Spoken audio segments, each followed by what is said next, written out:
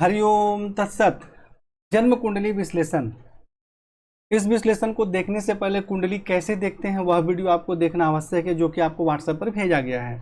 और आपको जो कुंडली बनाकर भेजी गई है उसमें संपूर्ण फलादेश एवं उपाय विस्तार से बताए गए हैं। यहाँ पे आपको समझाने के लिए एक छोटा सा वीडियो बनाया जा रहा है। तो यह आपकी तुला लग्न की कुंडली है और हम सबसे पहले सूर्य के विषय में चर्चा करते हैं।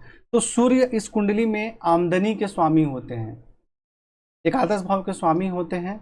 और सूर्य यहाँ नवम भाव में विराजमान है, बुध के घर में, बुध के साथ यहाँ बुध आदि योग का निर्माण भी हो रहा है। तो सूर्य यहाँ क्या करेंगे, भाग्य की उन्नति होती है, विशेष उच्च शिक्षा अच्छी प्राप्त होती है, धर्म का पालन करते हैं।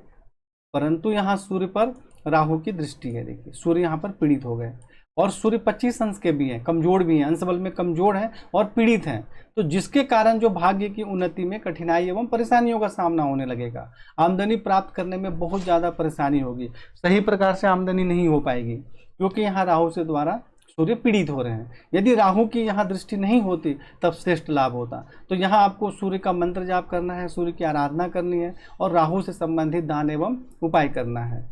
चंद्रमा के विषय में चर्चा करते हैं। तो चंद्रमा इस कुंडली में पिता राज्य रोजगार के स्वामी होते हैं और यह अष्टम भाव में विराजमान है। कोई भी ग्रह यदि अष्टम भाव या षष्ठ भाव या द्वादश भाव में उच्च राशि में विराजमान हो जाए तब भी अच्छा फल नहीं देते हैं। मतलब अच्छा फल मतलब परेशानी तो नहीं करेंगे, परंतु श्रेष्ठ लाभ प्राप्त तो नहीं होगा। तो चंद्रमा के यहाँ विराजमान हो जाने से आयु में तो वृद्धि होगी, परंतु पिता राज रोजगार के क्षेत्र में कुछ कमी भी होगी। ऐसे व्यक्ति स्वयं के व्यवसाय करेंगे, स्वयं का बिजनेस करेंगे पूंजी लगाकर, तो उसमें पूर्ण सफलता प्राप्त नहीं होगी। ऐसे व्यक्ति को नौकरी करना चाहिए। इस पर विशेष ध्यान देना जरूरी है कि आपको नौकरी पर ज़्यादा फोकस करना चाहिए। यहाँ से चंद्रमा देख रहे हैं, द्वितीय भाव में गुरु के ऊपर देख रहे हैं, दृष्टि डाल रहे हैं और यहाँ अपने नीच राशि में दृष्टि डाल रहे हैं। नीच राशि में दृष्टि डालने से कोई परेशानी नहीं होती है। यहाँ दृष्टि डालेंगे तो धन एवं कुटुंब का सुख प्राप्त होता है, धन का संग्रह होता है। परंतु सबसे मुख्य बात क्या है कि आपको स्वयं के व्यवसाय में पूर्ण सफलता प्राप्त नहीं होगी।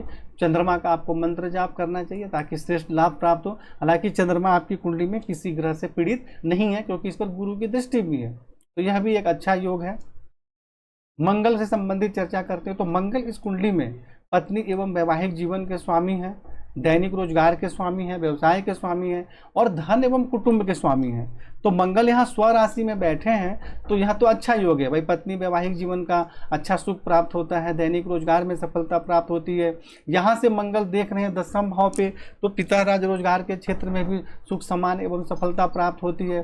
परंतु यहाँ अब इसके साथ जो योग बना रहे हैं उनका फलादेश देखें कि जैसे मंगल पे केतु की दृष्टि है। देखिए यहाँ पे मंगल पे केतु की भी दृष्टि है और इस पे शनि की भी दृष्टि है। देखिए तो मंगल यहाँ अकेले होते तब तो अच्छा था, लेकिन मंगल सप्तम भाव में स्व राशि में शनि और केतु के प्रभाव में है, तो पत्नी एवं वैवाहिक जीवन में कठिनाई एवं परेशानियों का सामना करना पड़ेगा।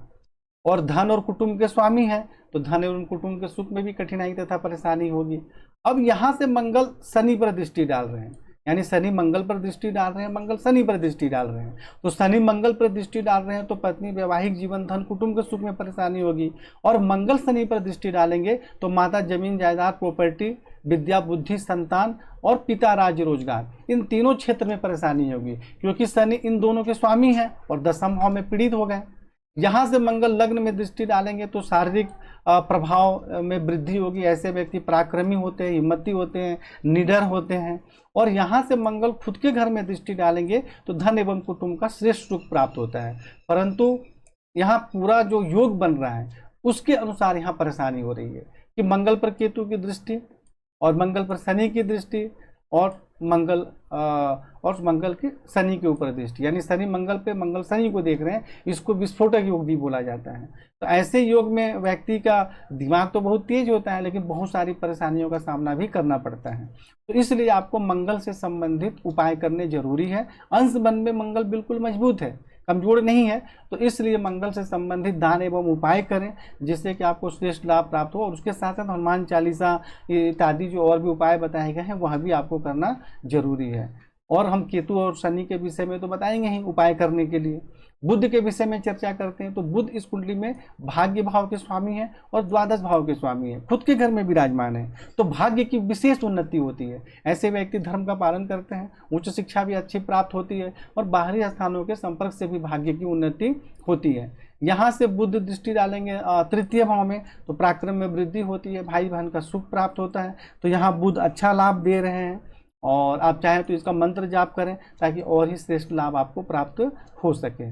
गुरु के विषय में चर्चा करते हैं तो गुरु इस कुंडली में अकारक होते हैं, यानी तृतीय भाव पराक्रम के, भाई बहन के स्वामी होते हैं और रोग एवं शत्रु के भी स्वामी होते हैं। षष्ठ भाव को नौकरी के लिए भी देखा जाता है। तो गुरु यहाँ पे द्वितीय भाव में विराजमान है और बहुत मजबूत है। और गुरु पर जैसे राहु की दृष्टि नहीं है या शनि की दृष्टि नहीं है, किसी भी ग्रह की दृष्टि नहीं है जो कि गुरु को पीड़ित करे। गुरु देखिए आपकी कुंडली में है अकारक, लेकिन यहाँ वो अकारक ग्रह ही लाभ देंगे, इसलिए कारक अकारक नुकसान करते हैं, फायदा करते हैं। यह सब चीज़ प्रारंभिक में तो हम तो पढ़ते हैं, लेकिन जब फलादेश करने हम आते हैं तो कई बार जो अकारक ग्रह होते हैं वही हमें ज़्यादा लाभ कर देते हैं। तो इसलिए विश्लेषण करना एक अलग चीज़ है और सामान्य जानकारी ज्योतिष के विषय में पढ़ना वो अलग बात है। तो यहाँ गुरु के ऊपर किसकी है? चंद्रमा की और मंगल की दृष्टि है, तो इससे कोई परेशानी गुरु को है नहीं। तो गुरु यहाँ है और षष्ठ भाव के स्वामी हैं और तृतीय भाव के स्वामी, यानी आप अपने परिश्रम के माध्यम से, मेहनत के माध्यम से धन एवं कुटुंब का सुख प्राप्त करते हैं। यहाँ से गुरु जो है वो अपने खुद के घर में देख रहे हैं तो शत्रु पक्ष पे प्रभाव रहेगा, ननिहाल पक्ष से संबंध अच्छा होगा और नौकरी में भी आपको बहुत अच्छी सफलता प्राप्त होगी। यहाँ से गुरु देख रहे हैं द्वितीय भाव में, चंद्रमा पे भी दृष्टि डाल रहे हैं तो आपको आयु में वृद्धि होगी, रोजगार में भी सफलता प्राप्त होगी। और यहाँ से गुरु अपने उच्च राशि में दृष्टि डाल रहे हैं तो यह बहुत अच्छा योग है। ऐसे व्यक्ति को पिता राज्य रोजगार का श्रेष्ठ सुख प्राप्त होता है और गुरु से संबंधित यदि कार्य करते हैं तो ऐसे व्यक्ति को बहुत ज़्यादा सफलता प्राप्त होती है। जैसे बैंकिंग से संबंधित या और भी गुरु से संबंधित जो कार्य हैं मेरे वेबसाइट पर बताए गए हैं तो उनमें बहुत अच्छी सफलता प्राप्त होती है। यदि आप शिक्षा अच्छी प्राप्त करते हैं तो ऐसे व्यक्ति बैंक मैनेजर भी बनने की संभावना रहती है, क्योंकि द्वितीय भाव जो होता है धन का होता है, यानी बैंक का होता है। और यहाँ से गुरु दसम भाव में दृष्टि डाल रहे हैं और बैंकिंग से संबंधित कार्य के जो कारक भी गुरु होते हैं। तो गुरु यहाँ पे आपके लिए रोजगार में बहुत अच्छा लाभ दे रहे हैं, परंतु गुरु अकारक माने जाते हैं, इसलिए जब भी गुरु की दशा अंतर्दशा है तो इससे संबंधित आपको दान उपाय करने चाहिए, यह जरूरी है। शुक्र के विषय में चर्चा करते हैं तो शुक्र आपकी कुंडली में लग्नेश है और आयु भाव के स्वामी है और आमदनी के घर में विराजमान है, परंतु यहाँ सूर्य के घर में विराजमान है, इसलिए कुछ कठिनाइयों के साथ, कुछ परिश्रम के साथ आमदनी के क्षेत्र में सफलता प्राप्त होती है। शारीरिक स्वास्थ्य में भी कुछ सामान्य परेशानियों के साथ सफलता प्राप्त होती है। यहाँ से शुक्र पंचम भाव में दृष्टि डालेंगे तो विद्या बुद्धि संतान का श्रेष्ठ सुख प्राप्त होता है। तो यहाँ और शुक्र अंश बल में भी कमजोर है तो आपको ओपल धारण करना चाहिए, शुक्र को प्रबल करना बहुत ज़्यादा जरूरी है ताकि आपको श्रेष्ठ लाभ प्राप्त हो सके। शनि के विषय में चर्चा करते हैं तो शनि इस कुंडली में चतुर्थ भाव के स्वामी है और पंचम भाव के स्वामी है, यानी केंद्र और त्रिकोण के स्वामी है। तुला लग्न में इसको बहुत ज़्यादा कारक माना जाता है, परंतु यही कारक ग्रह आपको परेशानी कर रहे हैं। देखिए जैसा कि अकारक ग्रह था तो लाभ दे रहा है, लेकिन कारक होकर भी यहाँ पर परेशानी देंगे आपको। पिता राज्य रोजगार के क्षेत्र में कठिनाई एवं परेशानियों का सामना करना पड़ता है। यहाँ दृष्टि डालेंगे द्वादश भाव में तो बाहरी स्थानों के संपर्क से ऐसे व्यक्ति को सफलता प्राप्त होती है, लेकिन चतुर्थ भाव में दृष्टि डालेंगे तो माता भूमि भवन का श्रेष्ठ सुख प्राप्त होता है।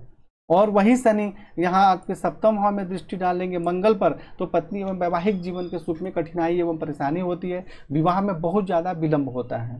तो इस प्रकार आपने देखा कि कोई भी ग्रह लाभ और हानि दोनों देते हैं। अगर कारक ग्रह भी यदि किसी ऐसे जगह पर बैठ जाए जहाँ पर कि उसकी शत्रु राशि हो या जिस ग्रह को वह पीड़ित करता हो उसके शत्रु ग्रह का घर हो या भाव हो तो वहाँ भी परेशानी कर सकते हैं। लेकिन अब शनि यहाँ 29 डिग्री के हैं, बहुत कमजोर हैं, तो इसलिए ज़्यादा परेशानी नहीं होगी। परंतु तुला लग्न में तो शनि कारक होते हैं और हम यदि कारक समझकर इसको बहुत ज़्यादा प्रबल कर देंगे तो माता जमीन जायदाद प्रॉपर्टी विद्या बुद्धि संतान के लिए ठीक है, परंतु पिता राज रोजगार के लिए बहुत ज़्यादा परेशानी का योग बन जाएगा।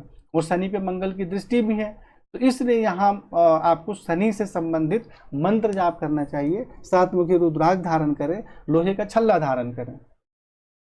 उसके बाद राहु के विषय में चर्चा करते हैं। राहु यहाँ पंचम भाव में विराजमान है, तो विद्या बुद्धि संतान के क्षेत्र में कठिनाई एवं परेशानियों का सामना करना पड़ता है।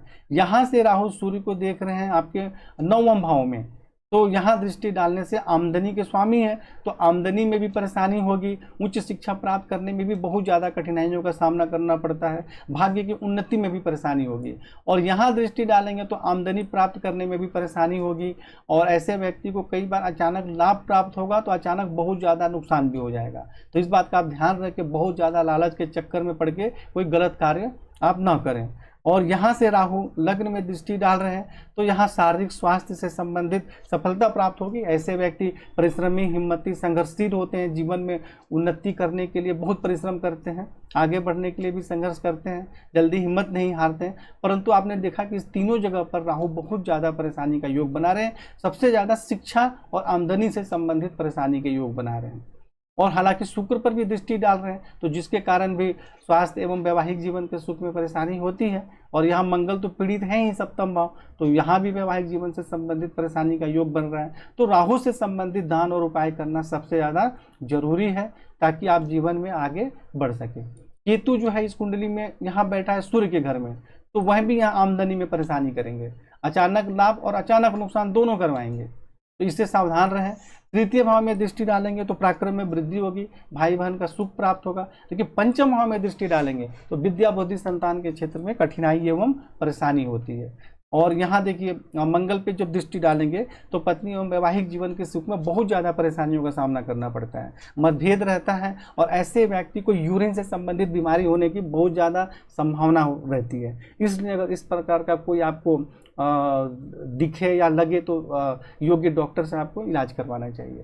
तो इस प्रकार आपने सभी ग्रहों का उपाय देख लिया। कुंडली में विस्तार से सारे फलादेश उपाय बताए गए हैं, तो उसको आप देखकर उपाय करें और जीवन में आगे बढ़ें। हरिओम तत्सत।